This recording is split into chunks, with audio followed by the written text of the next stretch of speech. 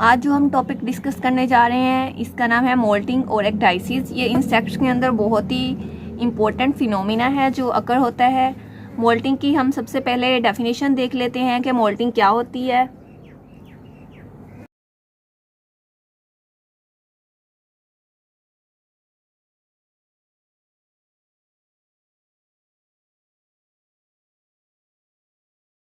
Periodical process होता है, मतलब कि ये वक्फे वक्फे से होता रहता है। शेडिंग ऑफ ओल्ड क्यूटिकल जो होती है वो शेड हो जाती है, रिमूव हो जाती है, and the formation of new cuticle और न्यू क्यूटिकल की फॉर्मेशन हो जाती है। अब हम देखते हैं कि एक्सूविया क्या होते हैं।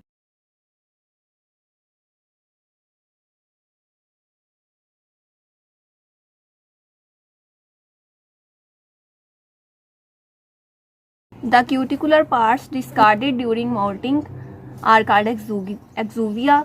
जो क्यूटिकुलर पार्ट्स डिस्कार्ड हो जाते हैं या शेड ऑफ हो जाते हैं मोल्टिंग के दौरान, इनको हम एक्सूविया बोलते हैं। जो मोल्टिंग होती है इंसेक्ट्स के अंदर वो एक ही बार में नहीं हो जाती, बल्कि ये एक पीरियोडिकल प्रोसेस है और ये डिफरेंट टाइम इंटरवल्स में होता रहता है। अब हमारे पास स्टेडियम है। स्टेडियम क्या होता है? द टाइम इंटरवल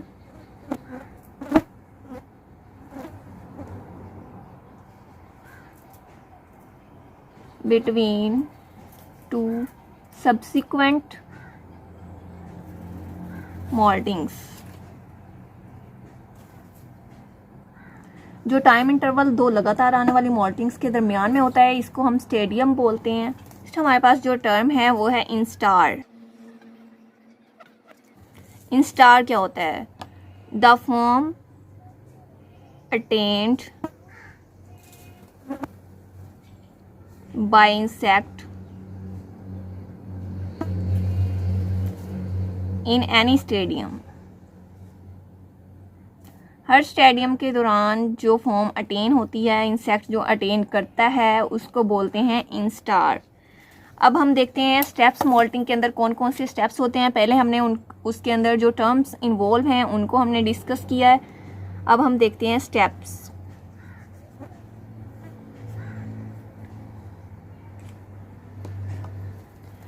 सबसे पहले स्टेप्स में हमारे पास आ जाती हैं behavioural changes.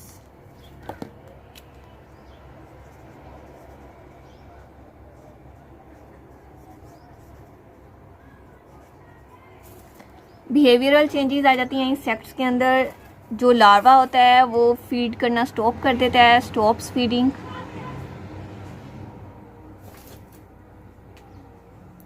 And become inactive, और वो इनएक्टिव हो जाता है इस स्टेज के अंदर।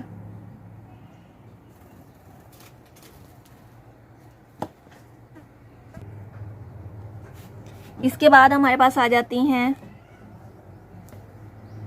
Changes in epidermis.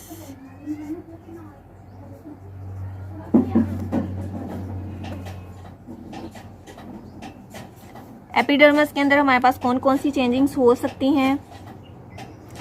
Epidermal size,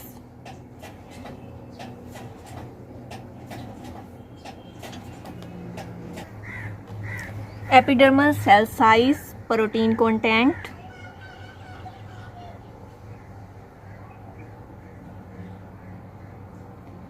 and enzyme level.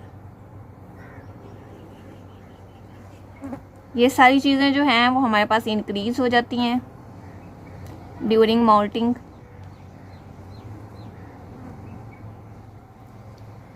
Sales जो है वो माइटोटिकली डिवाइड होना शुरू हो जाता है,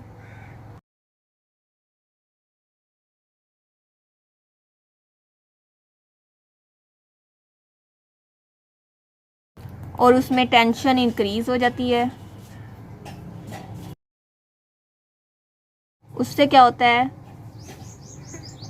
results in loosening of cells of cuticles. Cuticles के जो सेल्स होते हैं वो लूज होना शुरू हो जाते हैं।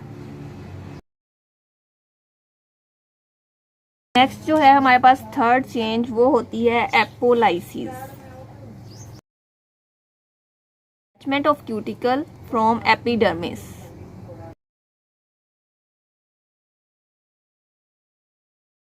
एपिडर्मिस से क्यूटिकल का अलग होना, इस प्रोसेस को हम कहते हैं एपोलाइसिस।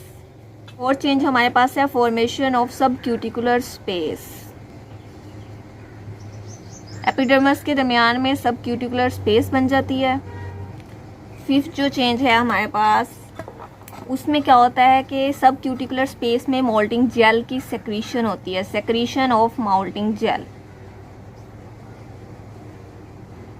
मोल्टिंग जेल सेक्रेट होती है सब क्यूटिकुलर स्पेस में। मोल्टिंग जेल के अंदर हमारे पास क्या आ जाता है, chitinase and protease, chitinase plus protease. Six step में हमारे पास जो है वो न्यू क्यूटिकल की फॉर्मेशन स्टार्ट हो जाती है, न्यू एपीक्यूटिकल फॉर्मेशन।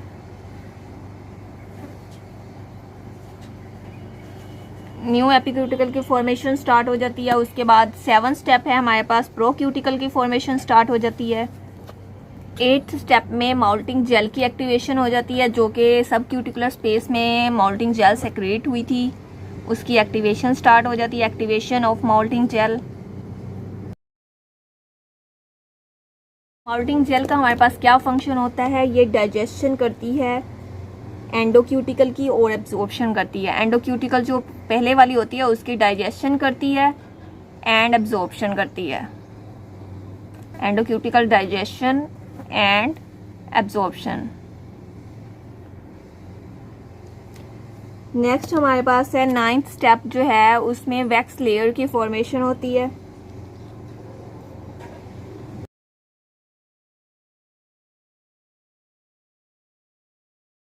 वॉल्स जो होती हैं वो सेक्रेट करती हैं वैक्स लेयर को।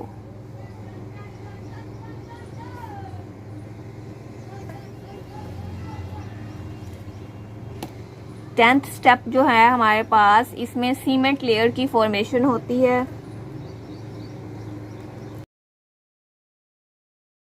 सीमेंट लेयर फॉर्मेशन कैसे होती है, इसको कौन सेक्रेट करता है, इसको डर्मल ग्लैंड सेक्रेट करते हैं।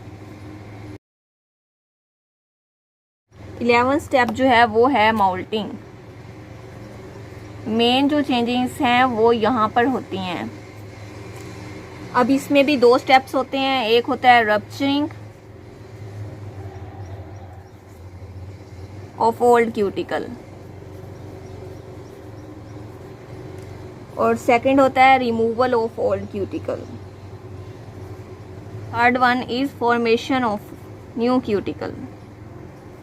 रप्चरिंग ऑफ ओल्ड क्यूटिकल में क्या होता है, जब इंसेक्ट्स के बॉडी का साइज जो है वो इंक्रीज हो जाता है, वो इनटेक करते हैं एयर को, इनटेक एयर को करते हैं तो साइज ऑफ बॉडी इंक्रीजेस।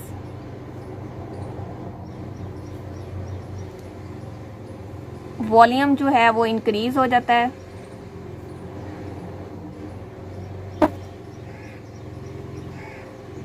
फिर उससे ब्लड फ्लो इंक्रीज होता है।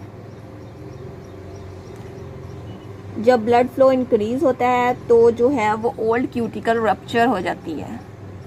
High blood flow old cuticle जो है वो रप्चर हो जाती है। जब ओल्ड क्यूटिकल रप्चर हो जाती है, अब उसको रिमूव करवाना होता है। रिमूव करवाने के लिए जो होती है बॉडी की पेरिस्टाल्टिक मूवमेंट हेल्प करती है। पेरिस्टाल्टिक का जो लुब्रिकेशन फंक्शन है वो ओल्ड क्यूटिकल को रिमूव करवा देता है। उसके बाद आ जाता है हमारे पास फॉर्मेशन ऑफ न्यू क्यूटिकल। जो प्रोक्यूटिकल की अपर लेयर होती है, प्रोक्यूटिकल की अपर लेयर हमारे पास बना देती है एक्सोक्यूटिकल।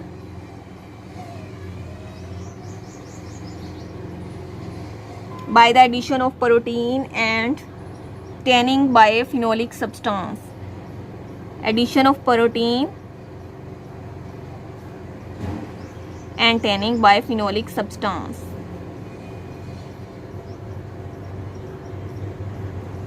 टैनिंग में उसका कलर जो है वो ओरिजिनल इंसेक्ट की तरह का हो जाता है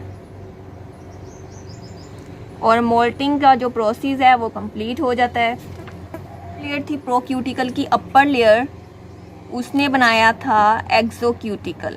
अब जो लोअर लेयर होती है प्रोक्यूटिकल की, वो हमारे पास बनाती है एंडोक्यूटिकल।